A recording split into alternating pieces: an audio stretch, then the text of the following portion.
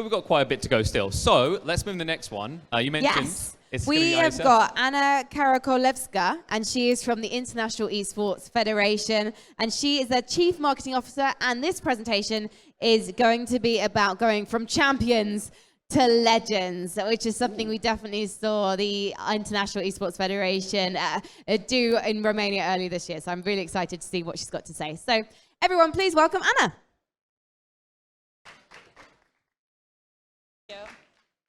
Hello, everyone. Thank you for the introduction. I'll go once again. I'm Anna, and I'm working for the International Esports Federation. And we are trying together to change the world of esports. So together I'll take 15 of your minutes to talk about what we are doing, who we are, and how we are making champions to legends. Yeah, thank you. So what is actually IESF, the International Esports Federation? We are the home of the world of esports, and we are having 140 members from all around the world. We are present on each continent, and we are founded in 28 by 9 federations. And our goal is to take care about all the athletes that are present and all our community, because we think and we aim that the community is the best thing that esports has, and being together and building that community is the only thing that we aim and is our goal. As I already mentioned, we are present on each continent, and we have 22 federations in America, Africa, Europe, Asia, Oceania. And why it's important that we are present on each continent is that each continent has different community, different values, different type, different approach. And we aim to get and see the idea of what the Asian community wants, what the European community wants, how can we get the community, and how can we reach out the players and make them play and represent their country, because what we are aiming is every single player to want to represent their country. As Ronaldo is playing for Portugal and Messi for Argentina, I think it's time for Simple to play for Ukraine or any other player from the esports community and tier 1 teams. Our main event is the World Esports Championship, and I'll take a little overview around what we are doing and what the event is about. We are 15 years in a row, the championship is happening in different cities, and why we are doing that and going from continent to continent and from city to city is because we want the athletes and the gamers to get the different culture and to meet the players from all around the world. Because we know how hard it is now in the CSGO scene, the American teams to play with the European teams, and is the only way how we are collecting everyone in one place and play Senegal together with Argentina, or play Kazakhstan with Sweden. So playing together with different nations and making friends from everywhere in the world and meeting the community, it's what we are aiming. And how we are doing that is having a year-long process, starting from national qualifiers. Each national federation from our 140 members need to have national qualifiers and decide who is their national champion. And they're sending their national champion to our regional qualifiers, which is having different tournaments on each continent and finding the best teams that are going to the finals and representing their country. The finals is the end of the road of the World Esports Championship, is having all the best teams from each title. And when I'm saying each title is that we are not doing only one. So we are having 6 or more titles. This year in Romania we had 6 titles. And why we are having more titles is because in each continent different titles are favorite, different titles are popular, and different communities are available. So what we are trying to do is to have PC, console, and also mobile games and reach each community. So at the end of the roadmap, we are having the world champion, and how we are doing that is also by ranking and having because we're having more titles, we are having a ranking system, and we are deciding who is the world champion representing in each title. One important thing is that each year long, as we evolve, we are having and breaking new world records. In 2021, we had 80 countries representing and only 300 players. In 2022, we had 105 countries representing their national federations competing, and we had 500 players. This year, we had 111 countries, and we are having 600 players. For next year, we are aiming to have 1,000 players representing their countries, and breaking new records and setting up standards in the esports world is what we are trying to get, because we want everyone to play and to have the ability to be part of our championship and to represent their country. There is one thing that is really interesting here, is that we are having tier 1, tier 2, tier 3, and amateur players from each title. And why we are having that mix is because we want, and we think that is really important, the amateur players to play with tier 1 players and to get the experience. How is it like playing with a pro player, and what you can get and what you can learn from that tournament. But there is also one thing on that side, is that the teams, the tier 1 teams, they're not all letting and giving the players to play and represent their country because of the tight schedule that actually right now the esports has. A lot of tournaments throughout the year in every title is somehow stopping us having the best of the best players in our tournaments. But that's also the really good value we have, is that all the amateur players has the ability and can be seen by the teams, by the organizations that are all around the world, and they're signing contracts after our events. So this year, the Argentina team they didn't even won the championship, but they were representing, and they had a really good team in CSGO female. Two of their players signed a contract with pro teams after the event. That also happened with the Sweden CSGO teams. And we are giving the opportunity the players to be seen. We are taking care of the experience and what they can do, and how they can, I can say, show their skills, so they can get to their goal. They can achieve their goal. Also, that's happening with the countries, because not each country has the same development and the ability and the resources to have esports tournament in their countries and to apply and be part of each event. So we are helping all of our 140 federations and giving them like the full support, how they can teach the players, how they can support the players to be part of the federations and to represent their countries. It's really important to say here that we are not just taking care of the competition. Okay, we have the competition, the players are playing, but what's the most important thing, and what we want is the players at the end of the tournament to remember the event, to remember the experience, and to talk about the event and see, okay, we learned this on this event, we are doing this.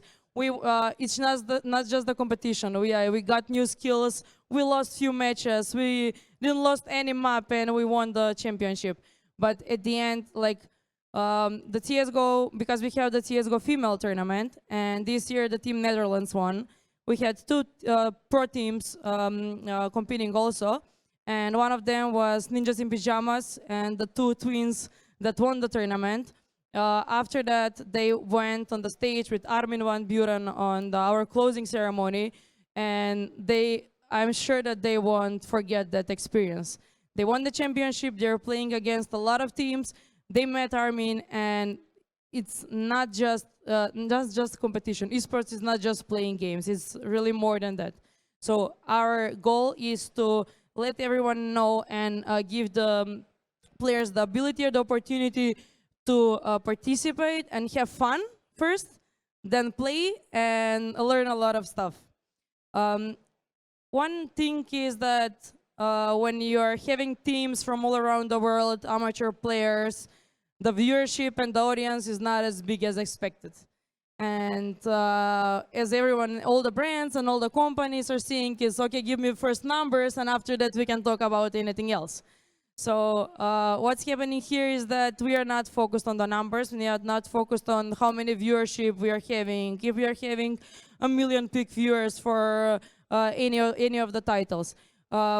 We have different type of value that we are giving to the players, to the community, and to the brands. And we want them to see that type of value, and that not just the viewership is important for your event and for everybody to be seen. It's really, what we are doing is every year, as I mentioned, that is happening in different city. We are making partnerships with the city that the championship is happening.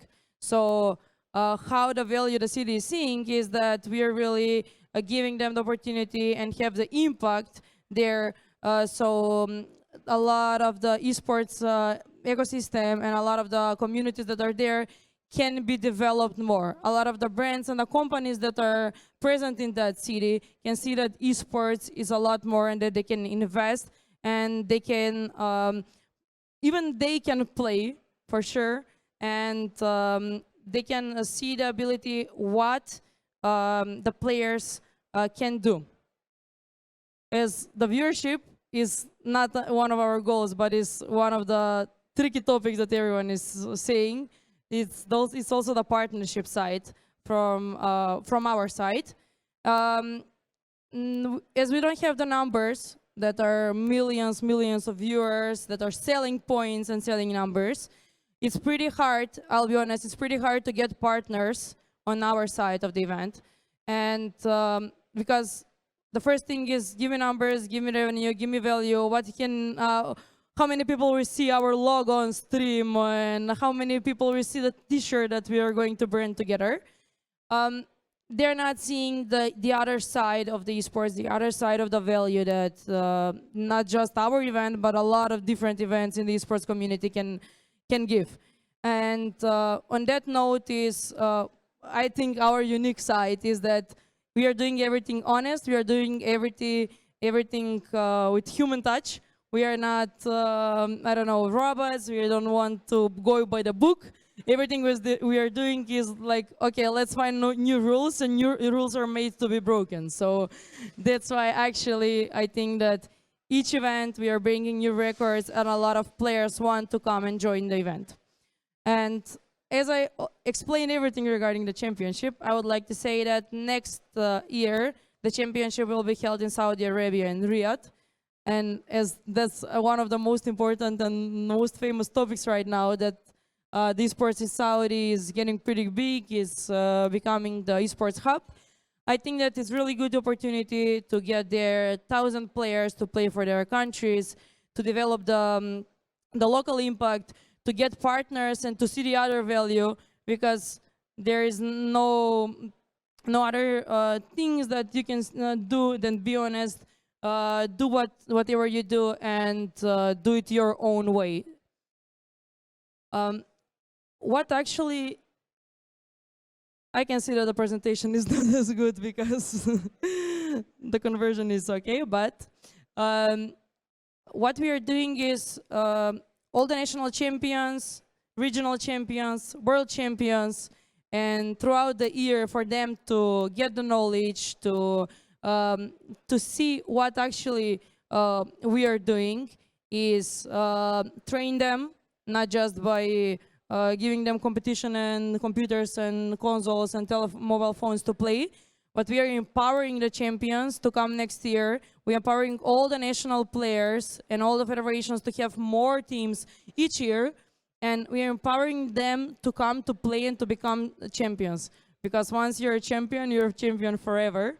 And we think that not just becoming a champion, but if you're going throughout the process, if you trust the process, you'll become one day a legend.